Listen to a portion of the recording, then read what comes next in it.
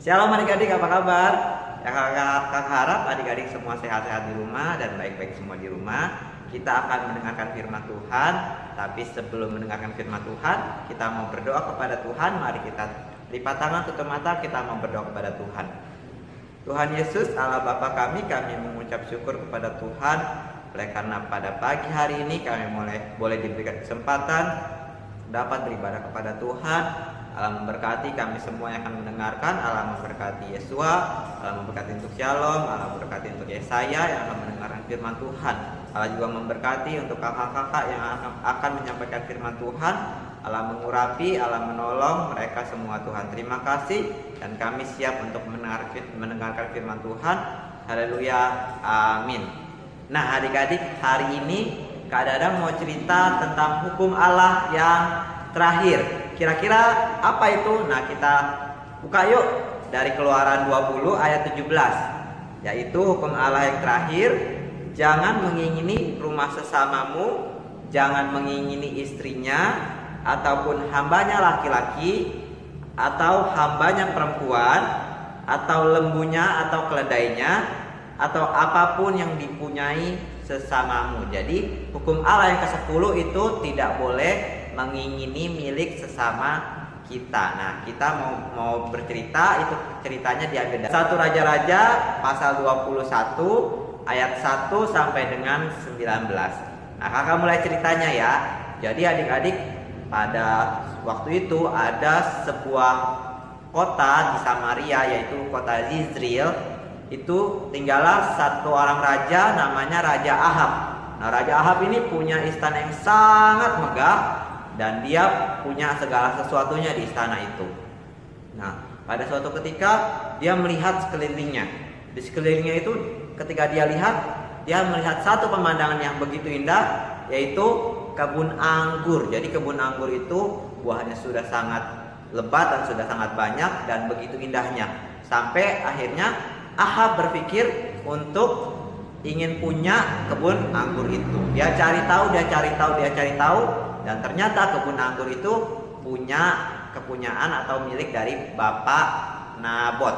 Nah, akhirnya Raja Ahab menghampiri punya Bapak Nabot ini. Dia ke rumahnya Pak Nabot. Dia bilang sama Pak Nabot, "Pak Nabot, apa kabar kamu? Aku adalah Raja Ahab dan aku pengen punya kebun anggur milikmu. Pokoknya aku akan berikan kamu tanah yang lebih subur di tempat lain dan pasti lebih luas, dan juga aku akan rela membayar berapapun harga dari tanah ini atau kebun anggurmu yang ini, tapi aku ingin ini menjadi milikku." Lalu kira-kira Pak Nabot bilang apa adik-adik? Pak Nabot ingat akan firman Tuhan bahwa ini atau kebun anggur itu adalah warisan nenek moyangnya turun temurun dan tidak boleh ada yang memiliki kecuali keluarganya Pak Nabot itu sendiri. Jadi Pak Nabot nggak boleh menjual kepada siapapun. Lalu dia pun bilang sama Raja Ahab, "Aku tidak akan memberikan kebun anggur ini kepada siapapun karena ini adalah pemberian Tuhan Allah turun temurun kepada keluargaku." Lalu akhirnya Raja Ahab pun pulang. Kira-kira kalau Raja Ahab nggak dikasih, kira-kira perasaannya gimana adik-adik? Ya perasaan Raja Ahab itu sangat kesel ya, karena dia tidak bisa mendapatkan kebun anggur yang dia mau. Akhirnya dia murung, dia nggak mau makan, dia hanya berbaring di tempat tidurnya. Nah istrinya Ratu Isabel ini lihat kemurungan suaminya dan dia pun tanya, "Kenapa kamu suamiku murung?" Lalu akhirnya Raja Ahab bercerita bahwa dia ingin kebun anggur punyanya Pak Nabot dan dia tidak mendapatkan kebun anggur itu. Lalu Isabel bilang, "Gak usah murung-murung lagi deh. Pokoknya gimana pun caranya aku akan dapetin kebun anggur si Pak Nabot. Pokoknya sekarang kamu makan dan nikmati hidupmu aja. Pokoknya aku yang akan ngurus semuanya." Nah, akhirnya Raja Ahab senang lagi. Wah, berarti istriku mau bantu nih. Sudah dia makan dan dia hidup seperti biasa. Nah, tahu nggak adik-adik? Si Isabel ini, istrinya Raja Ahab, punya niat atau punya pikiran yang sangat licik, yang sangat jahat. Akhirnya si Isabel ini, istrinya Raja Ahab, nulis surat dengan tangannya, dan semua rakyat di Samaria harus berpuasa, dan pada hari itu nanti si Nabot ini didudukin paling depan dan nanti difitnah. Jadi dia sudah sewa 2 orang pemfitnah untuk bisa fitnah si Nabot bahwa Nabot ini menghina Allah dan juga menghina Raja Ahab. Nah, supaya rakyat yakin, apa yang dia lakukan? Dia ngambil stempel raja dan akhirnya dia pun stempel. Nah, pada waktu itu stempel raja itu sangat penting adik-adik. Kalau udah ada stempel raja berarti seluruh rakyat yang ada di wilayah raja itu harus mentaati peraturan yang dibuat oleh raja. Nah, karena udah ada stempel raja, dia suruhlah tua-tua di Samaria itu untuk sebarkan semua perintah raja ini. Nah, akhirnya semua rakyat berpuasa dan si Nabot ditaruh paling depan, dan 2 orang yang sudah dia sewa, mereka semua memfitnah si Nabot bahwa Nabot sudah menghina Allah dan juga menghina raja. Nah, kalau menghina Allah dan menghina raja, pada waktu itu hukumannya adalah dihukum mati dengan dibuang di depan gerbang dan dipukuli atau dilempari batu sampai mati. Nah, pada waktu itu akhirnya Nabot pun mati dan Isabel kasih tahu sama Raja Ahab, "Ahab suamiku, sekarang kebun anggur itu sudah jadi milikmu karena Nabot sudah mati." Nah, akhirnya Raja Ahab senang dong. Wah, asik. Akhirnya kebun anggur ini bisa jadi milikku. Tapi adik-adik ingat, Tuhan itu tidak tidur. Nah, akhirnya Tuhan berfirman kepada Nabi Elia untuk menyampaikan firman Tuhan atau hukuman Allah kepada Raja Ahab dan juga istrinya Isabel. Akhirnya Elia pun ngasih tahu apa hukuman Allah kepada Raja Ahab ini dan juga Isabel. Nah, hukumannya tahu nggak adik-adik?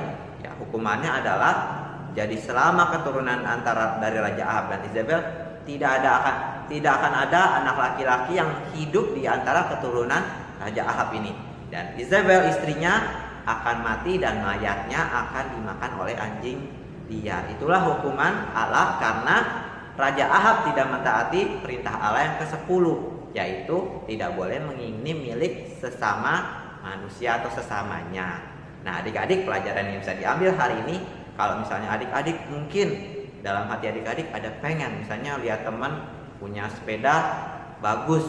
Nah, adik-adik nggak boleh pengen punya teman itu, tapi adik-adik harus selalu bersyukur kepada Tuhan apa yang adik-adik sudah miliki. Kalau misalnya adik-adik mau sepeda, ingat adik-adik harus berdoa kepada Tuhan untuk meminta kepada Tuhan Yesus yang bisa menyediakan segala sesuatunya. Ya, jangan lupa bersyukur dan jangan lupa untuk tidak melanggar hukum Allah yang ke-10, yaitu mengingini milik sesama kita ya adik-adik.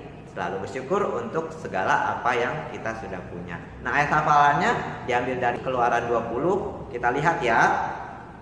Keluaran 20 ayat 17 kakak bacakan. Kita baca sama-sama ya. Jangan mengingini rumah sesamamu, jangan mengingini istrinya, atau hambanya laki-laki, atau hambanya perempuan, atau lembunya, atau keledainya, atau apapun yang dipunyai sesamamu. Jadi adik-adik tidak boleh mengingini milik sesama kita ya. Nah, sebelum kita selesai, kita mau berdoa. Mari lipat tangan, tutup mata, kita mau tutup dalam doa. Tuhan Yesus Allah Bapa kami mengucap syukur kepada Tuhan oleh karena pada hari ini kami boleh belajar mengenai hukum Allah yang ke-10, tidak boleh mengingini milik sesama kami. Allah memberkati agar kiranya kami terus berucap syukur kepada Tuhan atas apa yang sudah kami miliki. Allah menolong kami Tuhan untuk tetap dapat mengucap syukur kepada Tuhan, dan Allah akan memberikan apa yang terbaik dan apa yang kami butuhkan. Terima kasih Tuhan. Kami juga berdoa untuk kakak-kakak yang mengajar. Allah memberkati terus kakak-kakak yang mengajar, dan kami semua juga Tuhan boleh semakin hari semakin bertumbuh di dalam iman. Dalam nama Tuhan Yesus kami sudah berdoa. Haleluya.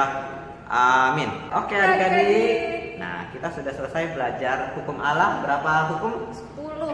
Nah, hari ini Kak Dadang dan Kak Andra akan punya kuis atau soal untuk kalian jawab. Nah, nanti jawabannya dikirim ke grup, ke WhatsApp masing-masing, dan semua jawabannya akan Kakak Dadang dan Kak Andra nilai. Nanti yang dapat nilai paling gede, paling besar, dapat hadiah. hadiahnya apa? Rahasia. Oh ya nanti dikirimin atau dititip sama mama papa kalau mama papanya ke gereja. Selamat hari Minggu untuk adik-adik semua. Tuhan Yesus memberkati.